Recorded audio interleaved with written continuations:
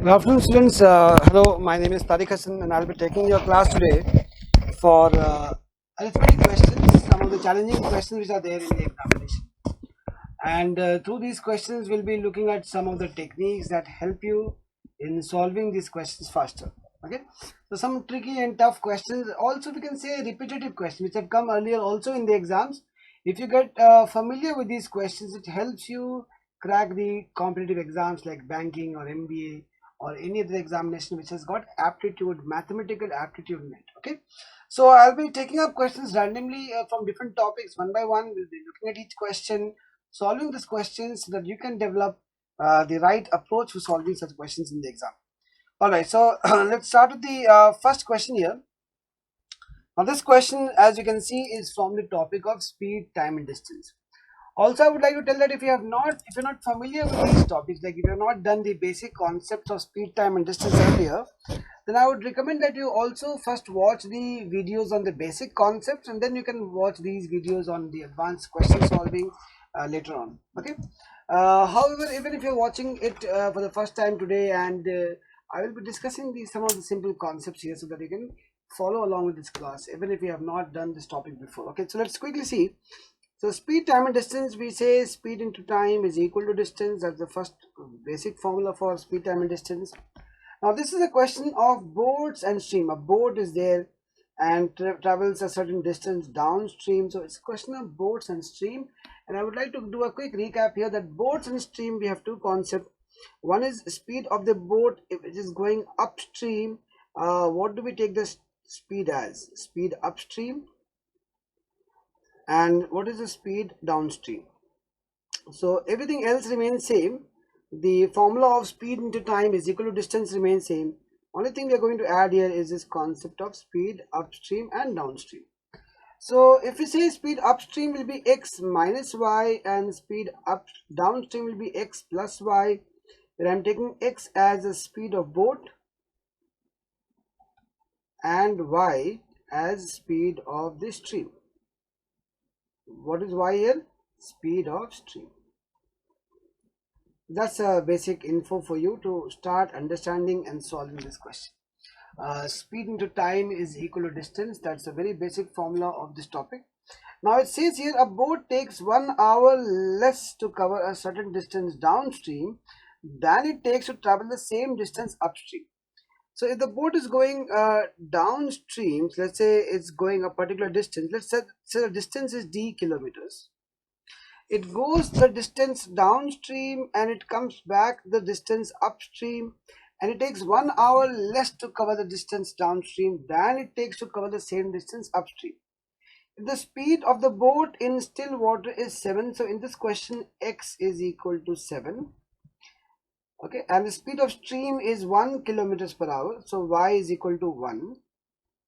Then what is the distance traveled downstream? What is the distance? We have to find out the distance here. Please note here in this question, the distance traveled has to be found out. So a boat goes a certain distance downstream and comes back upstream. What is given to us is the speed of the boat and stream, and the fact that the time taken to go downstream is 1 hour less than the time taken to come upstream. So what do we know?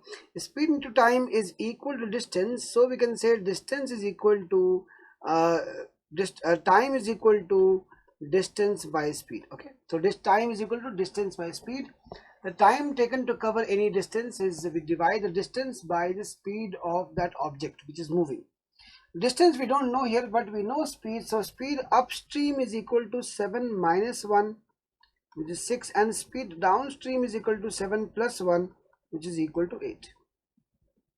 And what is given to us? A distance by speed, distance going, this is d by 6 is the time taken to go upstream minus the time taken to go downstream, which is 8, is equal to 1, and we have to find out what is the value of the distance. So it's a very basic fraction here. We can take out d common. 6 and 8 LCM will be 24. So here we get 6 into 4, 8 into 3 equal to 1. So d into 1 by 24 is equal to 1, or distance is equal to 24 kilometers. So the right answer would be the distance is equal to 24 kilometers. That's the time, that is the distance covered by the boat one way. That's while going from the point A to B. Let's say the boat is going from A to B. While traveling it going downstream, then coming back upstream. The difference of time is 1 hour. So this is how we solve this question. Now a faster way of solving this question, I'll work it out here. You can see and understand. So if there's a direct formula for this also, that is d is equal to t into x square minus y square by 2y. If you remember this formula, students, what will happen is that you will be able to solve, and this is a very typical question, okay? So you'll be able to solve this question in just 5 seconds itself. So you see how it will be. T here is the time difference. What is t here? Time difference, 1 hour. X is the speed of boats, and we know the speed of boat is 7, so 7 square is 49, minus 1 square, that is 1, by 2, that is 48 by 2, 24. So we get the answer directly in one step. That is why knowing the direct formulas will be very helpful if you are appearing in competitive exams, because in competitive examination we don't have time. We should know the fastest method that is there to solve any question that is there in the exam. Okay, all right, so this is the solution for the first question, and I have covered briefly some of the important points from this particular topic of speed, time and distance. Let's move to the next question and see what is this question. Again, this question is about speed, time and distance, and it's a very lengthy reading passage kind of a question. Here you can see a thief escaped from police custody. Since he was a sprinter, he could run at a speed of 40 kilometers per hour. Basic idea to take back is the thief started running at a speed of 40 kilometers per hour. The police realized it after 3 hours and started chasing him in the same direction at 50 kilometers per hour. So you can notice here, students, two things are there. First of all, that the police gets to know after how much time? 3 hours. And next thing given to us is that the police starts chasing the thief with a speed of 50 kilometers per hour. Also, it's given here that the police had a dog which could run at the speed of 60 kilometers per hour. Okay. Now, something very interesting is happening in this question. The dog would run to the thief and then return to the police and then would turn back towards the thief. It kept on doing so till the police caught the thief. Find the total distance traveled by the dog. What is happening here is that the police, first of all, gets to know after 3 hours that the thief has escaped. And what do we know about the thief? That the thief started running at a speed of 40 kilometers per hour. Okay, so let's first frame the question here. Police got to know after 3 hours, so there's a gap of 120 kilometers between the police and thief. How do we know it's 120? Because we know that the thief is running at a speed of 40 kilometers per hour and the police gets to know about it after 3 hours. So 3 hours the thief will not be waiting, right? Thief is not very ethical that, okay, let me wait, first let the police get to know and then I'll start running. That's not happening here. So what is happening? That the police is yet not aware about the thief's escape, and the thief starts taking a lead, we can say, and utilizing that time gap. So 40 into 3 is 120. So there's a gap of 120 kilometers between the police and thief. What we know is the speed of thief, which is 40 kilometers per hour, and the speed of police, which is 50 kilometers per hour. And there's a gap of 120 kilometers between them. Okay, now what is also interesting here is that the police has a dog. Okay, this dog can run at a speed of 60 kilometers per hour, and in these kind of questions in aptitude level we normally assume that they're running at a uniform speed.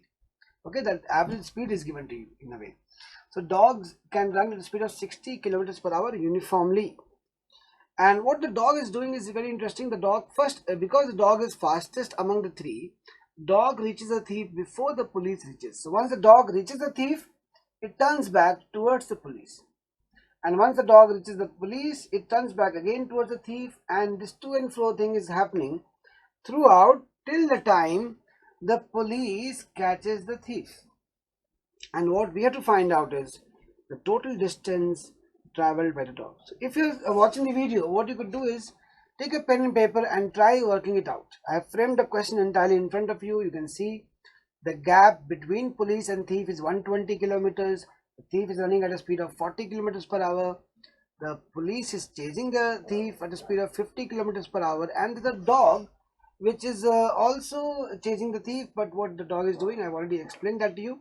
I'll suggest you take some time here, a minute or so. I've framed the entire question for you, work it out, and then check your answers here. Okay, all right. I'll give you some time here to solve the question.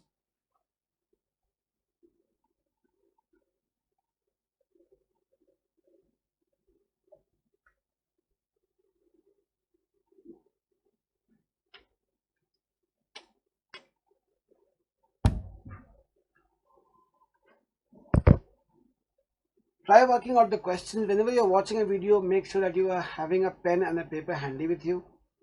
You work out these questions. It's a challenging questions. If you can work out and post the answer in the comment section, it will further, you can say, ensure that you have understood the concept completely. Okay, all right. Now let's see what is the solution for this question. The trick of solving this question is not to focus on the dog at all. Okay, just understand that the dog kept on doing so till the police caught the thief. So our aim should be here to find out a time taken by police, time taken by police to catch the thief. This should be our focus. Now we know that the gap between the police and the thief is 120 kilometers. Okay. Now we are going to divide this 120 kilometers by the relative speed. So I am using the word here, relative speed.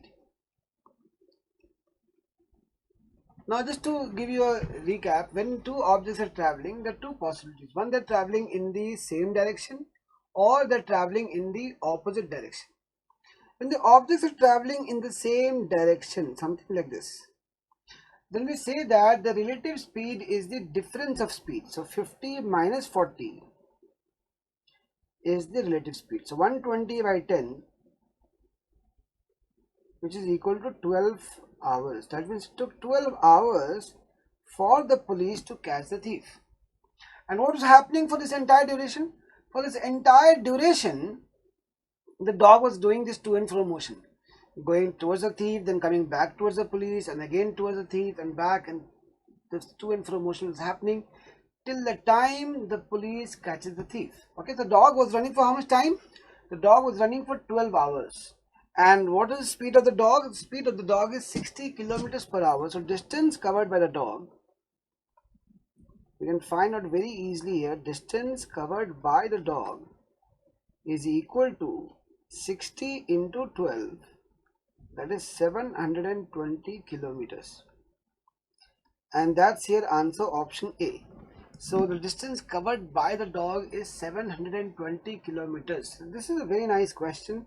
When you understand that, it's very lengthy, a lot of concepts are there, lots of things are written, but when it actually boils down to solving the question, it's a matter of just two calculations. One is to find a time taken by the police to catch the thief. That's 12 hours, and multiply 12 with 60, and that gives you the distance covered by the dog. Two very basic things we are doing here to solve the question, and that's the solution for question number 2. Alright, now let's see what is the third question for the day. Now this question, again we're talking about arithmetic questions today. So in arithmetic questions, the third question that we are tackling here is partnership question based on partnership. So A, B and C invest rupees 24,000. So first let me explain the question to you. If you're watching the video, then you try working it out, and then I'll tell you what is the answer and how to approach the question. A, B and C invest rupees 24,000, 20,000 and 15,000 in starting a business. So partnership questions are basically questions on ratios, and it's designed in a way where there are two or more persons who are involved in running a business, and they invest some money, and based on what investment they have made, for how much time they have invested the amount, we decide what should be the ratio in which the profit should be distributed among the partners. Okay, all right. So minimum two persons are required for us to have a question on partnership. So A, B and C invest rupees 24,000, 20,000. So we know the investment of A is 24,000. The investment of B is 20,000 and investment of C is 15,000. Now, after 4 months, A withdrew 4,000 rupees, B withdrew 8,000 rupees. So, A is taking out 4,000 from his investment after 4 months, and B is taking out 8,000 at the B withdrew 8,000 at the end of 6 months, and then C invested an additional 10,000 at the end of 8 months. What should be the respective share if the business makes a profit of rupees 33,400 at the end of the year? So what we see in this question is that they all started with their respective amounts of 24, 20 and 15,000.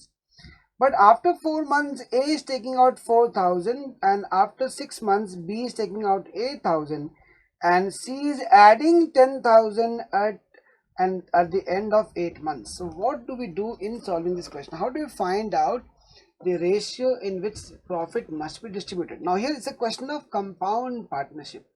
And in a question of compound partnership, ratio is obtained by multiplying the investment with a time period. So what we do is here, let's see. First we have A, then we have second person B, and third person is C. The investment of A is 24,000, but for how many months? For 4 months. Why it is only 4 months? Because after 4 months he is taking out 4,000 rupees. So now his standing investment in the business is 20,000. So 20,000 into 8, that will be for A. Next, let's look at B. Now for B, what is happening is 20,000 rupees, we are going to multiply that with 6. And then we are going to add what? Now he is taking out 8,000 at the end of 6 months. So what is left with him is 12,000. And 12,000 into 6, again we do it, okay? Now, what about C? C is starting with 15,000. And that goes on for 8 months, but after 8 months is adding 10,000, so 15,000 now becomes 25,000. So for the last 4 months we're going to calculate as 25,000 into 4. This is how you find out the ratio of profit distribution in the case of compound partnership. Okay, now what we do is, to simplify this ratio, we divide this entire ratio by 1000, because you can see 1000 everywhere, right? So cancel off these zeros, and then we multiply and find out. So 4 into 24, 96, plus 160, and 120 plus 72, and 120 plus 100. So that becomes equal to 256, and this is equal to 192, and this is equal to 220. Alright, now all of these numbers are divisible by 4, so let's divide these numbers by 4 and then let's find out what is left. So 4 into 64, 4 into 4 and 3, so 4 into 4 is 48, and 4 into 55, so 5, 5. So finally what we get is 64, 48 and 55. What should be the respective share if the profit in the business makes a profit of rupees 33,400 at the end of the year? So let's add these values and see how much we are getting as a fraction here. So 64, 4, 8, 12 plus 5, 17, 7 plus 4, 11 plus 5, 17. So 17, 177. So 4, 8, 12 plus 5, 17, 7 plus 4, 11 plus 5, 16. Sorry, 16. This is 16. Let me correct this.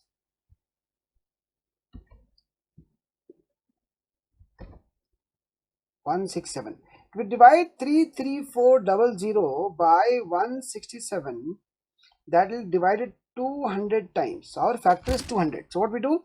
We multiply 200 here, multiply 200 here, and also multiply 200 here, and this will give you their share in the profit. So that's equal to 12800 and 9600 and 11000. So 12,800 for A, 9,600 for B, and 11,000 for C. This is the share in the profit out of the total of 33,400. This is what A, B, and C respectively are going to get at the end of their the first year. from the profit. So look at the way we have solved this question. Find the ratio, use the ratio again, how to find the factor of multiplication that I have shown to you here, and then multiply that factor into each of the values to get the final answer. That's question number 3. Let's move on to question number 4. Okay, so two trains start from opposite, let me change the color of the ink here, 1 second. All right. Two trains start from opposite stations A and B at the same time. The train from A reaches B 9 hours and train for B reaches A 4 hours after crossing. If the distance between A and B is 300 kilometers, what is the respective speed of the trains from A and B? Okay, a typical question has come in exams multiple times before. So let's look at this question and see what is there in this question. So we have opposite stations A and B. One train is starting from A and one train is starting from B, and they move towards each other. Train from A reaches B 9 hours and train from B reaches A 4 hours after crossing. Let's say they are crossing at this point X. After crossing, the train from A takes 9 hours to reach B and train from B takes 4 hours to reach A. The total distance from A to B, total distance is 300 kilometers. Okay.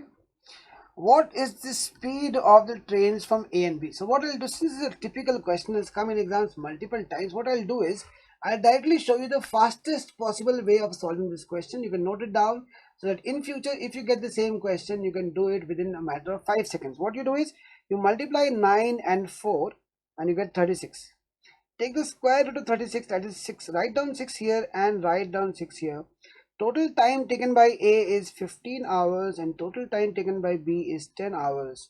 So speed of train from A is 300 by 15, that is 20 kilometers per hour. See how easy this question has become. Otherwise, it's a time taking question, okay? And speed of B is 300 by 10, that is 30 kilometers per hour. That's how easy and simple this question can become if you know this particular technique. So what you do always is you multiply this time taken after crossing, 9 hours and 4 hours. So 9 into 4 is 36. Always you'll get questions in exams where this product will be a perfect square. It's impossible to get a question if the product is not a perfect square. Okay, so 9 into 4 is 36. Take the square root of 36, which will be equal to 6. Write down 6 on the left hand side and right hand side here, just like I have shown. And when you add 6 and 9, that gives you total time taken by A to cover 300 kilometers, and 6 plus 4, 10. The total time taken by B to cover 300 kilometers. And once you know the total time and distance is already given to you, dividing distance by time, you can immediately get the speed of the two objects. That's question number 4. Very important question. And you can see how easy we have made this question for you. Let's look at this question. Very different question. Mostly you find such questions of in exams like CAT, where we are talking about a circular track. Questions on racing or circular tracks have not yet come in exams like banking. Mostly they come in MBA entrance exams like CAT or MAT. And so as exams are evolving, we'll see these questions coming up in different exams also. It's based on the basic concepts of speed, time and distance, but the technique of solving is very different. And I'll show you one of the fastest ways and easiest ways of approaching any type of question on circular racing. Ajay and Vinod run around a circular track. Okay, so we have a circular track, and let's say there's a starting point and there are two persons, Ajay and Vinod. Let's call A, B, and they're all running same point and they run in opposite directions. So we have to focus on this very important thing. They start from the same point at the same time but run in opposite direction. The ratio of the speed of Ajay and Vinod is 2:3. Speed ratio is 2:3. How many rounds will Ajay have completed when they meet for the 5th time? Ajay being the slower runner here, how many rounds he will have completed when they meet for the 5th time? Okay, when they meet for the 5th time. Now you understand this technique of solving question of circular racing. If the objects are running in the opposite direction and the ratio is given to you as 2:3, then what you do is you add up 2 and 3, and 2 plus 3 is equal to 5, so there will be 5 meeting points. There will be 5 meeting points. And how do we say what are those 5 meeting points? Usually we say let L be the length of track. Let's say L one second, let's take here the length of the track as L. L is the length of track. What is the length of track? We don't need to know, just take it as L. If there are 5 meeting points, the 5 meeting points will be always defined as L by 5. If there are 4 meeting points, it will be L by 4, and so on. If there are 3 meeting points, L by 3. L by 5, 2L by 5, 3L by 5, 4L by 5, and 5L by 5. Now 5L by 5 is nothing but L. Now what are these 5 points here? We're dividing the track into 5 portions. Let's say 1, 2, 3, 4 and 5. This is the first division, L by 5. So this part from here to here, this is L by 5. This is 2L by 5. This is 3L by 5. 4L by 5, and this final point, starting point, is L by 5, 5L by 5, or L itself. Now the fifth meeting point, as you can see here, 1, 2, 3, 4, fifth meeting point will be at the starting point itself, that is L, and they're running at the ratio 3:2. The faster one is running 3 times the slower one, and they're meeting for the 5th time at this point, at the starting point itself. So that means the faster runner would have covered 3 rounds and the slower runner would have covered 2 rounds. And if you know this, we can directly mark the answer as C, that is 2 rounds. A would have covered 2 rounds. If the same question they had asked how many rounds B would have covered, then the answer would have been 3 rounds. B would have covered 3 rounds when they meet for the 5th time at the starting point here. Okay, that's a question of circular racing, and I've shown you how to approach the question on circular racing. If the participants are running in the same direction, then what do we do? Okay, if they're running in the same direction, if suppose A and B are 2 runners running around a circular track in the same direction and the ratio is 3:2, then we subtract 3 minus 2 and we get 1. There will be only 1 meeting point. If there's only 1 meeting point, that 1 meeting point will always be the starting point. Okay, if the ratio is 5:3, 5 minus 3 will be 2. There will be 2 meeting points, and so on. At the 2 meeting points, the 2 meeting points will be L by 2 and L. If there are 3 meeting points, it will be L by 3, 2L by 3 and L. If there are 4 meeting points, it will be L by 4, 2L by 4, 3L by 4 and L. So this concept of advanced concept of speed, time and distance we have covered in question number 5. Let's move to question number 6 and look at this question here. This is a very popular question based on trains, and we say question on trains, basically where the length of the train is given to you, length of train. Like a train 100 meters long, a train 120 meters long is crossing another train which is 150 meters long, or a railway platform, or a railway tunnel, or a bridge. Various types of questions you have seen in previous papers. I have taken one of those questions, but a little different one. Let's see what is new in this question, and then we'll solve this question in a very different way without using formulas at all. Okay, a man standing on a railway platform, a man is there standing on a railway platform, observes that it took the train, there's a train, he's observing a train, it took the train 36 seconds to completely cross the platform, whereas it took the train just 16 seconds to cross him. So this man is standing on the platform and he observes that when the train is crossing the platform, it takes 36 seconds to completely cross the platform, whereas only 16 seconds to cross him. Now when he is standing, he is a fixed point. Okay, now if the train was traveling at a speed of 36 kilometers per hour, then what is the length of the platform? So the way of solving this question is to understand that when a train crosses the platform, it crosses the length of train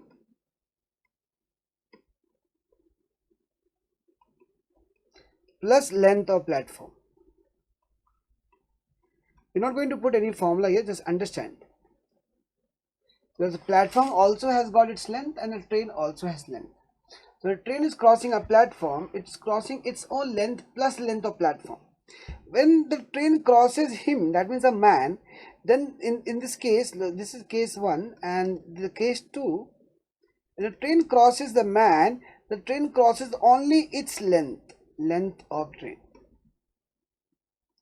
And we know that it took 16 seconds to cross the person, whereas it took 36 seconds to cross the length of train plus length of platform, which means the time taken to cross the length of platform is only 20 seconds. We get to know this 20 seconds by subtracting 36 minus 16, 20 seconds. Now the speed of train is 36 kilometers per hour. 36 into 5 by 18, we are converting from kilometers per hour to meters per second. 18 to the 36, 2 into 5 is 10 meters per second. I have converted 36 kilometers per hour.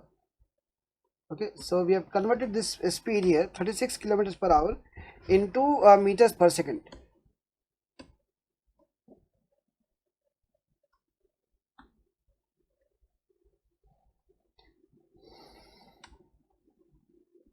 One second, just let me open the document once.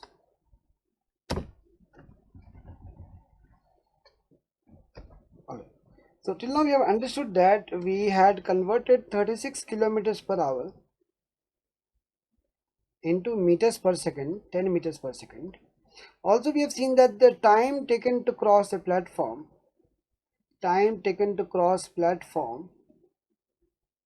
is 20 seconds. So the length of platform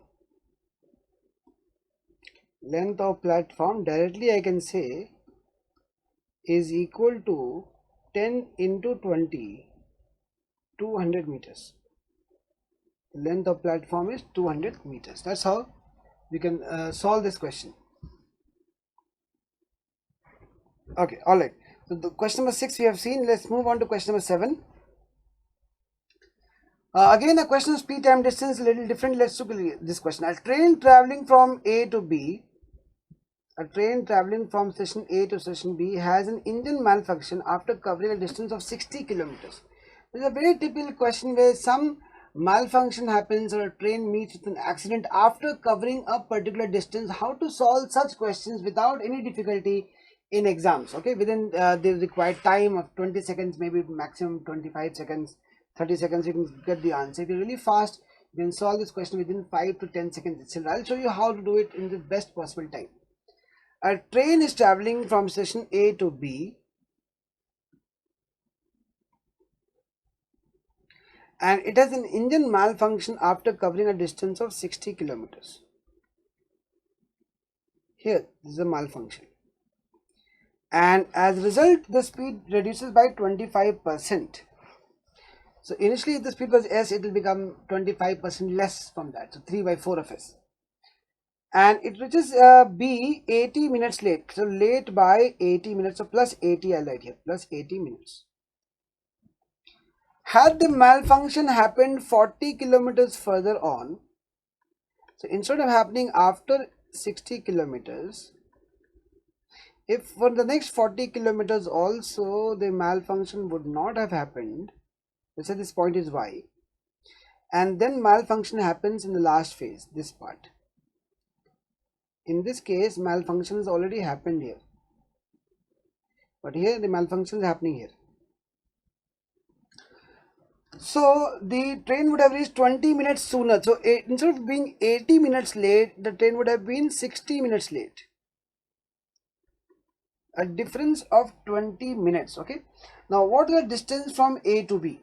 Now what we do is we add one more case here and say that suppose there was no malfunction. So first case is no malfunction.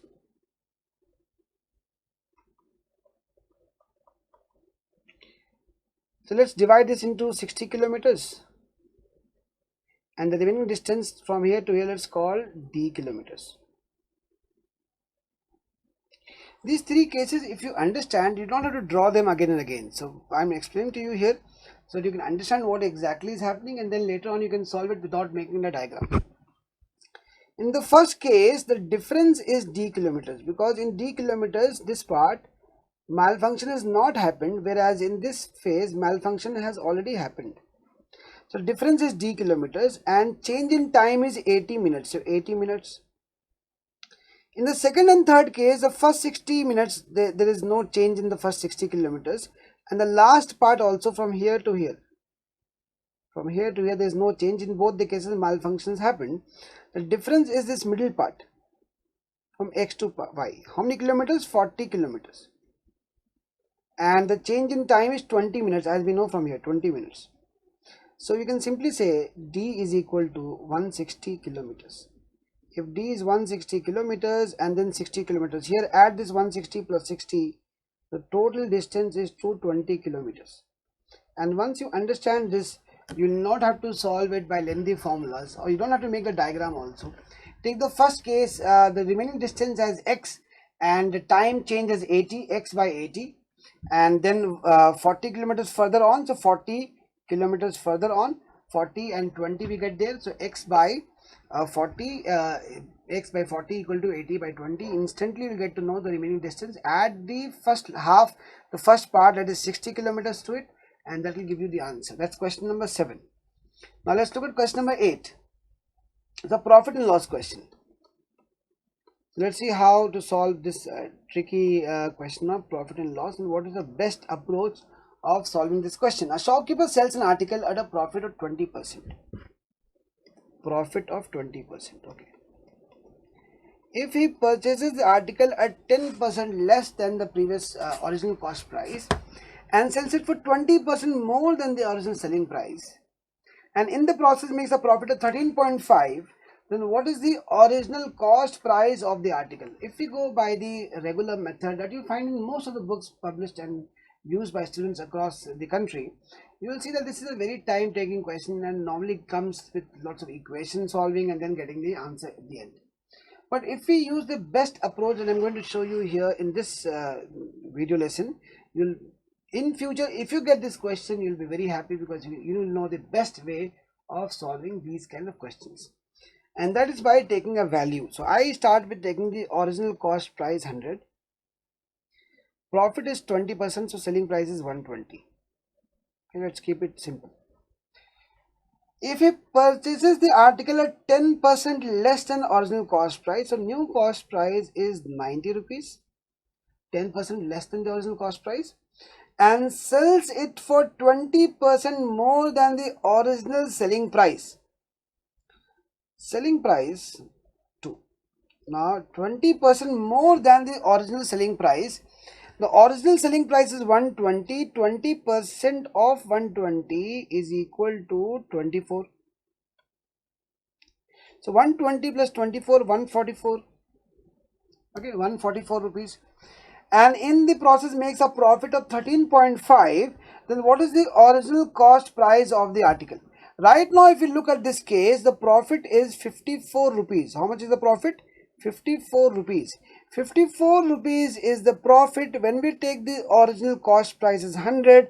13.5 will be the profit when we take the cost price as what? Okay, that is how we can solve this question easily. So x is equal to, now multiply 13.5 into 100, 1350 by 54. 9 into 6, 9 into 15. So 150 by 6 is 25. So the original cost price is 25. Very simple, very easy to solve and get the answer. Within no time you will be able to solve this question. No framing of any equation, no using complex formulas. Question number 8, profit and loss. Let's look at question number 9. This is actually question number 9. A bag contains 1 rupee coins, 50 paisa coins and 25 paisa coins. If the total number of coins is 75 and the ratio of amount contained in 1 rupee, 50 paisa and 25 paisa is 16, 15, 5, then what is the number of 25 paisa coins in the bag? So this bag is there which contains 1 rupee coins. So 1 rupee coin basically means what? 100 paisa coins, 50 paisa coins and 25 paisa coins. The ratio in terms of denomination is 4:2:1. 25 into 1 is 25, 25 into 2 is 50 and 25 into 4 is 100. This is the ratio of denomination.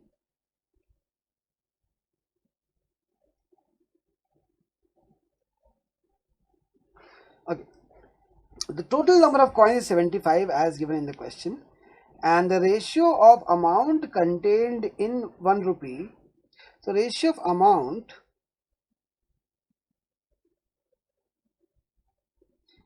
in 1 rupee 50 paisa and 25 paisa is 16 is to 15 is to 5. Then what is the number of 25 paisa coins in the bag? Alright, let's understand this now. When you go to submit deposit any money in a bank, how do you write down the amount? So you say, okay, 500 rupees, 2 notes are there, so I am depositing 1000 rupees, correct? So what do we know? This 500 rupees is nothing but denomination.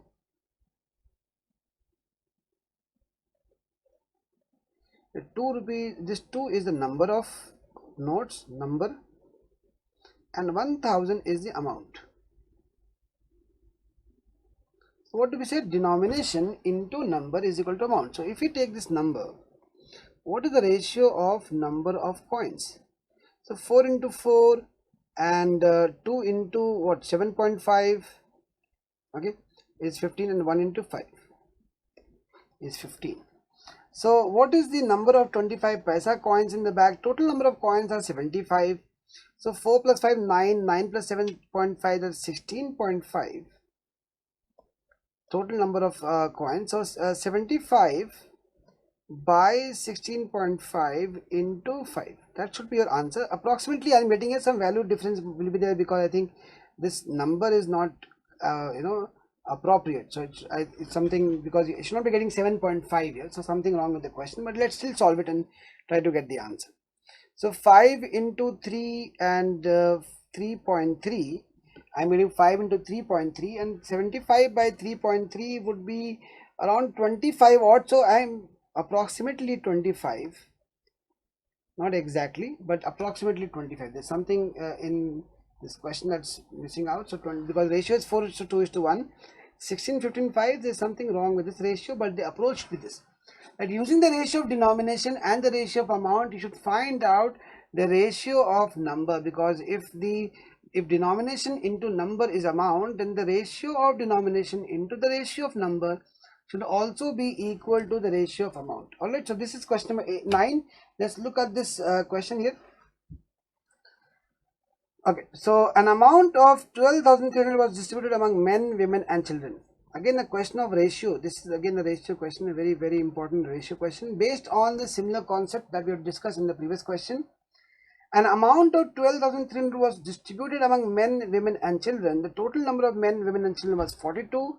The ratio of amount received by men, so we have 3 categories here, men, women and children, was 20 and 12 and 9. Whereas the ratio of amount received by each man, so each person gets how much? So each person gets how much? That's given to us. 4 is to 2 is to 3. So number of persons ratio we can find out from this. So 5 into 4 is 20, so we get 5 here, and 6 into 2 is 12, so we get 12 here, and 3 into 3 is 9, so we get 9 here. So 5 is to 6 is to 3. So now the question is, what is the number of children? So 5 plus 6, 11, 11 plus 3, 14, but we know that the total is 42. So 14 into 3 is 42. So we get 3 as our number here. 3 into 5, 15. 3 into 6, 18. 3 into 3, 9. Number of children will be 9. And what was the amount received by each man in rupees? Okay, each man, how much he's getting in rupees? So we know that first of all, that here 20 plus 12 is 32 plus 9, 41, and the total amount is 12300. So we divide 12300 by 41. That's dividing it 300 times. If the factor of multiplication for the first row already we have calculated as 3, and factor of multiplication for the last row I have calculated 300, then factor of each person would be 100. This is the fastest way. So multiply 400, you will get 400, 200 and 300. So each man is getting how much? 400 rupees. That's answer option A. This is also kind of very complex question of ratio, but the way we have solved it in the simplest possible manner to get the answer, two questions like this complex question within a matter of 25 to 30 seconds, and easily solve and get the answer. So try solving these questions once again and see if you can also solve by using these techniques, because these are some of the tougher questions that you will come across in the examination. Now let's see this. This is question number 10. So let me correct this question number here, and I'll show you one of the fastest way. This is again a question on ratio. Alloy 1 contains lead, copper and iron in the ratio 3:5:1, and alloy 2 contains the same metals in the ratio 6:7:5. The two alloys are mixed in the ratio 2:1. Then what will be the percentage of iron in the final mixture? It's a very good question for mixtures and solution. There are two alloys that we have.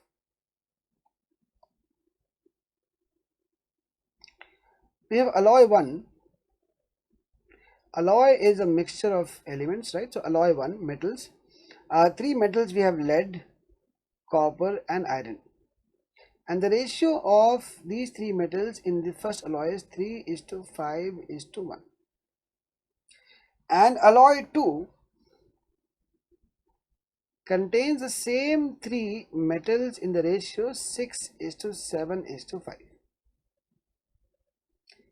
And the two alloys are mixed in the ratio 2:1. So in what ratio are mixing them? 2:1. What will be the percentage of iron in the final mixture? Now the fastest way of solving this question, where you can get the answer within exactly 10 to 15 seconds, is this. 3 plus 5, 8. Add the ratio values. 3 plus 5, 8 plus 1, 9. 6 into 7, 6 plus 7, 13 plus 5, 18. Now first make both these values equal. So 9 into 2 is 18 and 18 into 1 anyhow is 18. So we are taking the LCM. 18 is the LCM of 9 and 18. We're mixing them in the ratio 2:1. So again multiply 2 here and multiply 1 here. So final value you will get here is 36 and the final value you get here is 18. So again you see what we've done. Add 3 plus 5 plus 1, 9. 6 plus 7 plus 5, 18. Make them equal, to take an LCM. So LCM of 9 and 18 is 18 itself. Now I want to mix them in the ratio 2:1. So multiply the first one with 2 and next one with 1. You get the final numbers to work with, 36 and 18. What will be the percentage of iron in the final mixture? Now you see here, this value actually is 9, but we have multiplied 2, so we are actually multiplying 4. So multiply 4 here and multiply 4 here. Sorry, this is 1, so we are multiplying 1 here, 5.